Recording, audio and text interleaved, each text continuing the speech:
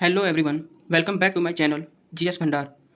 जैसा कि आप लोग जानते हैं, एसएससी सीएचएसएल 2023 टीयर 2 का पेपर 26 जून से शुरू होने वाला है। मैं दानिश अहमद आज आप लोगों के लिए लेकर आया हूँ पॉलिटी के कुछ ऐसे इंपॉर्टेंट क्वेश्चंस जिसके आने के चांसेस काफ़ी ज़्यादा हैं। तो गाइस, बढ़ते हैं अपने पहले क्वेश्चन की तरफ। हमारा पहला क्वेश्चन है, राष्ट्रपति सर्वोच्च न्यायालय से संविधान के किस अनुच्छेद के अंतर्गत परामर्श ले सकते हैं? हमारे ऑप्शंस हैं, इसका सही आंसर होगा ऑप्शन डी, अनुच्छेद 143 के अंतर्गत। हमारा अगला क्वेश्चन है, सर्वोच्च न्यायालय अपने द्वारा सुनाए गए किसी निर्णय या आदेश का पुनरावलोकन कर सकता है। यह व्यवस्था संविधान के किस अनुच्छेद में उपबंधित है?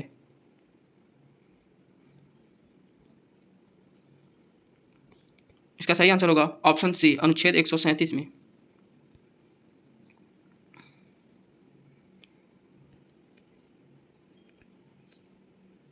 हमारा अगला क्वेश्चन है, संविधान के निम्नलिखित में से किस अनुच्छेद में यह व्यवस्था की गई है कि उच्चतम न्यायालय द्वारा विनिश्चित विधि भारत के राज्य क्षेत्र के भीतर सभी न्यायालयों पर आबद्ध कर होगी? इसका सही आंसर होगा ऑप्शन ए, अनुच्छेद 141 के। हमारा अगला क्वेश्चन है, भारतीय संविधान में सर्वोच्च न्यायालय तथा उच्च न्यायालय को न्यायिक पुनरावलोकन की शक्ति प्रदान की गई है, जिसका आधार है। इसका सही आंसर होगा ऑप्शन बी, अनुच्छेद 32। हमारा अगला क्वेश्चन है, संविधान के किस अनुच्छेद के अंतर्गत अधीनस्थ न्यायालय या जिला न्यायालय का प्रावधान किया गया है? इसका सही आंसर होगा ऑप्शन बी, अनुच्छेद 233। हमारा अगला क्वेश्चन है, भारतीय संविधान का कौन सा अनुच्छेद संवैधानिक प्रावधानों की संघीय संसद राज्य विधान पालिकाओं द्वारा बनाए गए नियमों या कानूनों पर प्राथमिकता प्रदान करता है?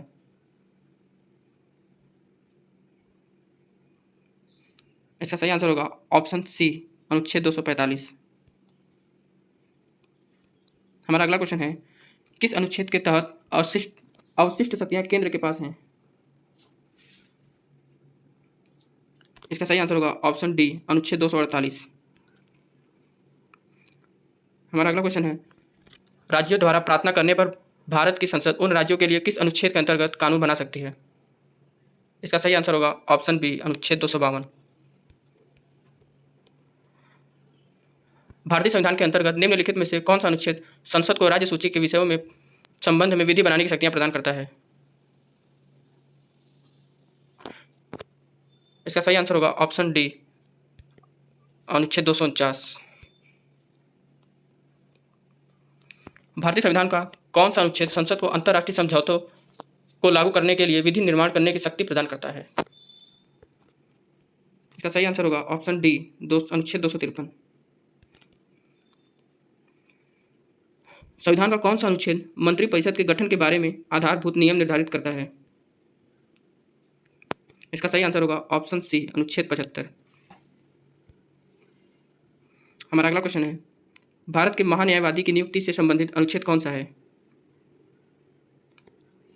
इसका सही आंसर होगा ऑप्शन सी, अनुच्छेद 76।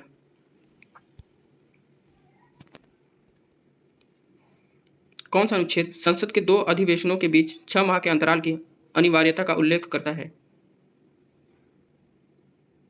इसका सही आंसर होगा ऑप्शन डी, अनुच्छेद 85।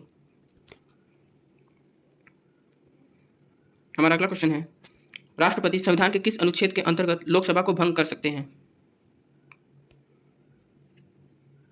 इसका सही आंसर होगा ऑप्शन ए, अनुच्छेद 85।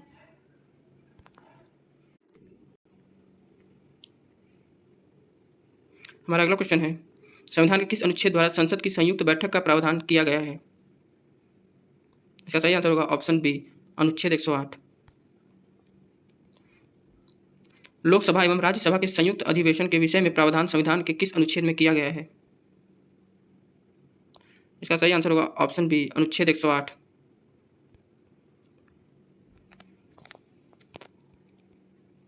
संविधान के किस अनुच्छेद में धन विधेयक की परिभाषा दी गई है? इसका सही आंसर होगा ऑप्शन सी, अनुच्छेद 110 में।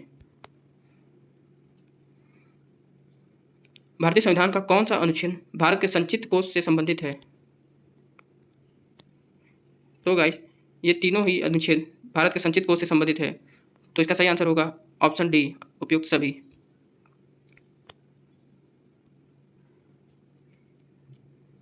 भारतीय संविधान का निम्न में से कौन सा अनुच्छेद भारत के राष्ट्रपति में अध्यादेश जारी करने की शक्ति प्रदान करता है? इसका सही आंसर होगा ऑप्शन सी अनुच्छेद 123।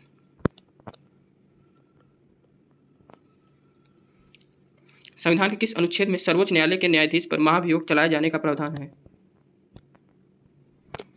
इसका सही आंसर होगा ऑप्शन सी अनुच्छेद 124। कौन से अनुच्छेद के अंतर्गत भारत का सर्वोच्च न्यायालय नागरिकों के मौलिक अधिकारों की रक्षा करता है? इसका सही आंसर होगा ऑप्शन डी अनुच्छेद 32। भारतीय संविधान के किन अनुच्छेदों में राज्य के नीति निर्देशक तत्वों का उल्लेख है? इसका सही आंसर होगा ऑप्शन सी अनुच्छेद 36 से अनुच्छेद 51 तक। तो गाइस, क्या आप लोग जानते हैं भारत के राज्य के नीति निर्देशक तत्व कहाँ से लिए गए हैं? तो गाइस, ये आयरलैंड से लिया गया है। आयरलैंड, जो कि हमारे संविधान के भाग 6 में, सॉरी गाइस, भाग 4 में है। भाग 4। बढ़ते हैं अपने अगले क्वेश्चन की तरफ। भारतीय संविधान के अंतर्गत कल्याणकारी राज्य की अवधारणा निम्नलिखित में से किस अनुच्छेद में वर्णित है?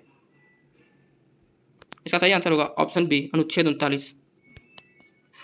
हमारा अगला क्वेश्चन है, भारतीय संविधान का कौन सा अनुच्छेद राज्य सरकारों को ग्राम पंचायत के गठन का निर्देश देता है? तो गाइस, इसका सही आंसर होगा ऑप्शन डी अनुच्छेद 40। यहाँ पे 40 मीटर गया है।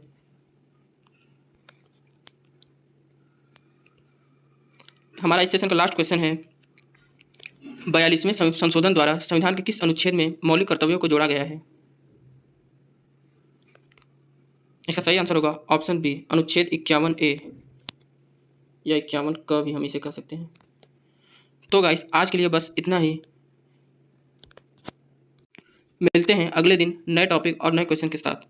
तब तक के लिए जय हिंद।